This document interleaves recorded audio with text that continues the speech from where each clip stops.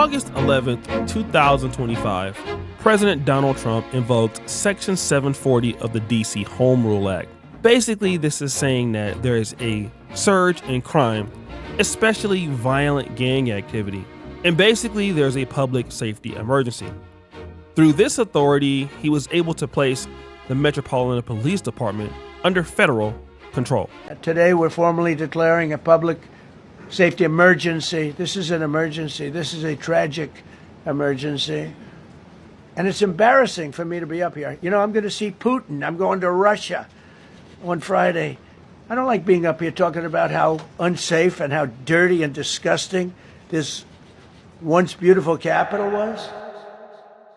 Now, not only is he complaining about the crime in the city, but he's talking about the city's infrastructure, how dirty the place is and how filthy it looks.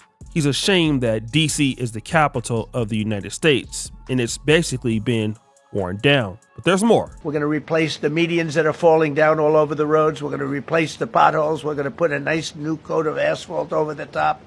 This city will no longer be a sanctuary for illegal alien criminals.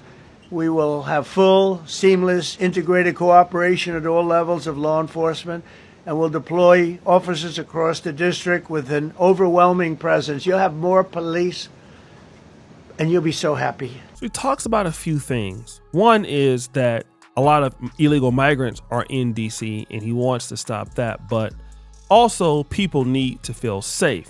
He also complained about the fact that people were driving to DC from Indiana and Iowa, and I'm assuming these are white people, and at the nation's capital, they were being robbed. And so many people are saying this is the real reason for him doing this.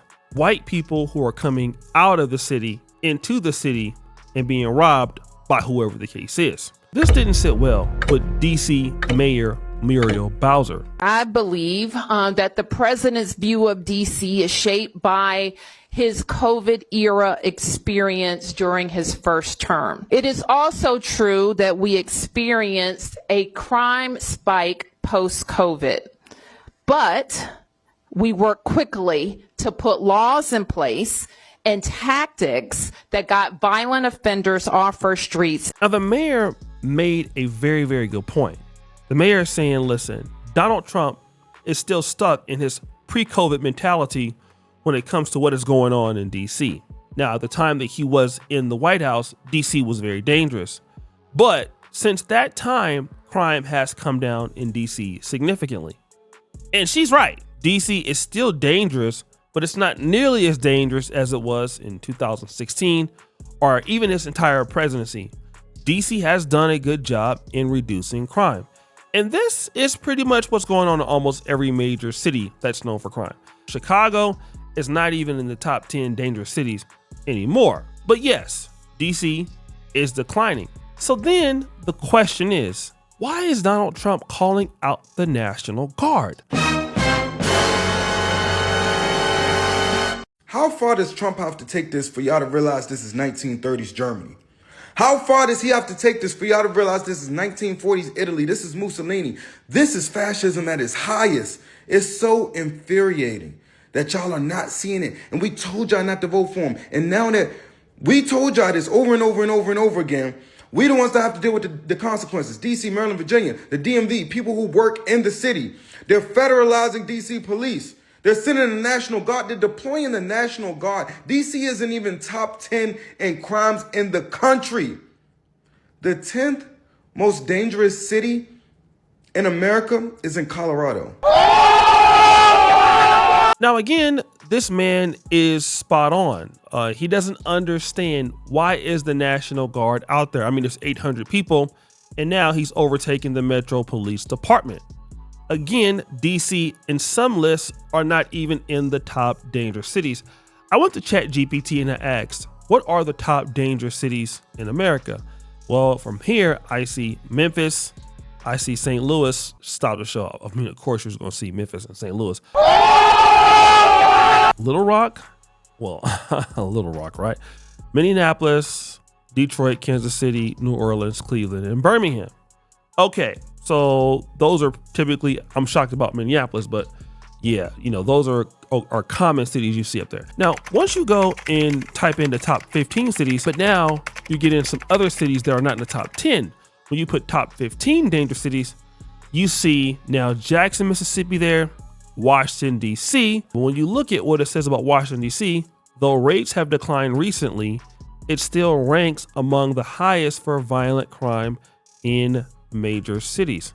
But that would put it at number 7. It's not number 1. Memphis, if anything, is where you need the National Guard at, if you ask me, in St. Louis. But he's not deploying them there. And then things started to get a little worse. So I saw this post by brother Tariq Nasheed on his X, and it says this: the race soldiers in D.C. are targeting people who are not committing crimes. They are targeting black people based on race and nothing else. They are running up in people's homes and not arresting anyone because no crimes are being committed. The crime is being born black. Drop your jump. Drop your jump. Hey, drop your jump. Look, drop your jump, bro. Just drop your jump. Drop your jump. Show him. Ain't got nothing. Bill, don't hurt yourself, Bill. All right. I ain't got nothing. What's up, white shirt? What's all this for? How you feeling, man? What we know? I feel well. How are you? Ain't nothing going on right here. Better than ever, man. Yeah. Oh, you got your ski mask on? Nah, don't break it. Open the gate. Don't break it.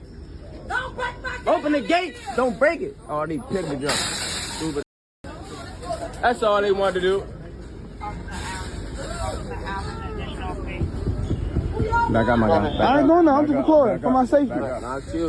That's all we doing. We don't want no problem. Look, we don't want no problem. He is wood truck. Oh, got his hand on his look. You don't want no smoke, Brody. On wood truck. How you fight? I'm under the watch. Yes, he did. You see the bike right there, Bill. Bike right there, Bill. You see the bike, Bill. Now, this is interesting. These police officers are going into houses, and you hear the brothers in the background. They're like, look, we like Trump. Like, what's going on? What's happening? And then you even see a police officer, a black police officer, trying to jump the gate. And so instead of going after ICE or any illegal immigrants and things like that, we are now starting to see black people in Washington, D.C. being harassed. Now, again, I could understand this if Washington, D.C. was the number 1 rated city in America with crime. I would see it. But Muriel Bowser and her staff, they've done a good job with creating different laws and making D.C., I'm not going to say it's the safest city in the world, but it is getting better. And every time you put D.C., it says, hey, yes, crime is high, but it is improving. And so now you have these people in the Metro Police Department and also the National Guard. They're just harassing black people. And now people are concerned in the city, but not just about this. This is the Democratic mayor of D.C., Muriel Bowser, who removed the emergency rental assistance program at the end of 2024. So the D.C. residents that have lost their jobs in 2025, potentially facing homelessness, had no backing or support from the District of Columbia because that program was extracted. That to me is danger. The removing of the housing vouchers for the people who need it most is danger. The removal of programs for our children in the District of Columbia is danger. So this is a single mom in Washington, D.C., and she's talking about the real crime that's happening. And that is the fact that Muriel Bowser and Democratic politicians have removed certain things that benefit citizens of Washington, D.C. She talks about certain housing vouchers and things like that. That's the real unsafe thing, where if people can't even support themselves in Washington, D.C., as you know, it's a very expensive city. A lot of people migrate to, D.C. to work. They live in Maryland or Virginia. But now, because they can't afford to live there, that's the real crime.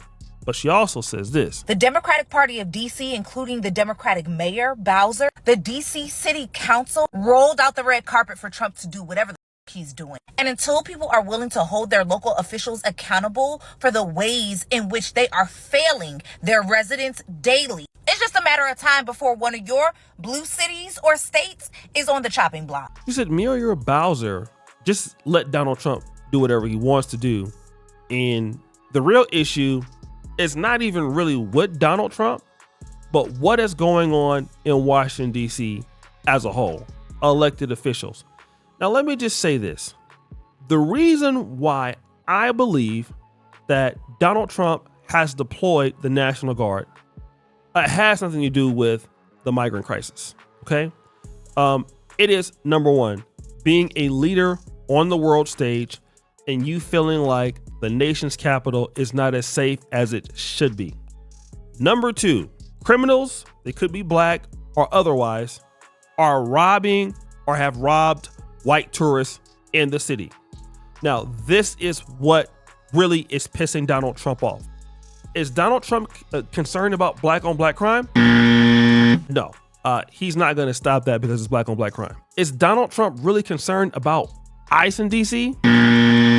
No, I've never even heard of Washington, D.C. being a big haven for illegals. And I'm pretty sure that it could be, but it's not that. The reality is, in front of white America, whenever you have white people come into the nation's capital and they are in danger because of what is perceived to be criminality or black criminality, and your nation's capital is not looking like it should on the world stage, it's a image thing. That's how he's looking at it, as an image thing.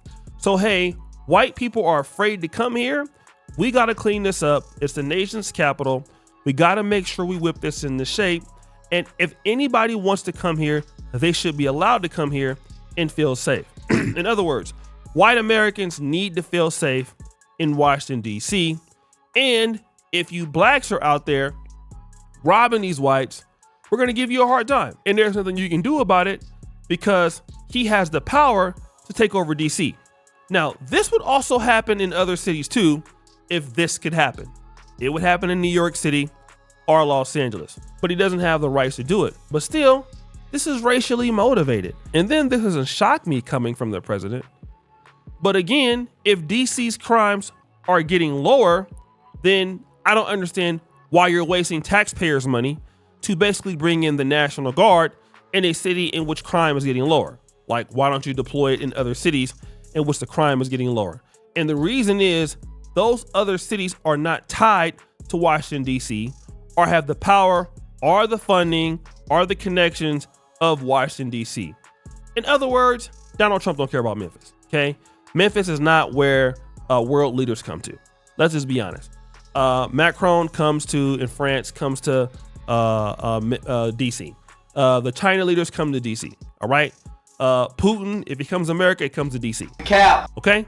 So Little Rock, Arkansas, St. Louis doesn't give a damn about St. Louis, okay? New Orleans, Jackson, Mississippi, it's too poor. Sorry about that.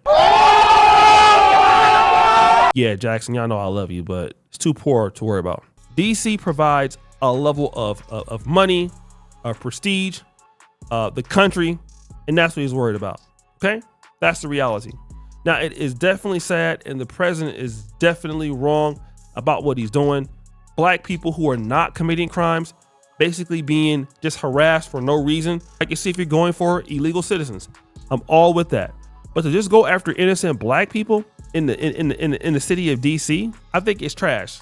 Stop the show. I don't think it's trash. It is trash. All right. If you're going to use taxpayers' money, use taxpayers' money to actually do something that makes sense. So guys, what do you think? It's your boy O'Shea Duke Jackson back at it again with another episode of Let's Celebrity Drunk. Appreciate you for all that you do. Subscribe to the bell. We're out.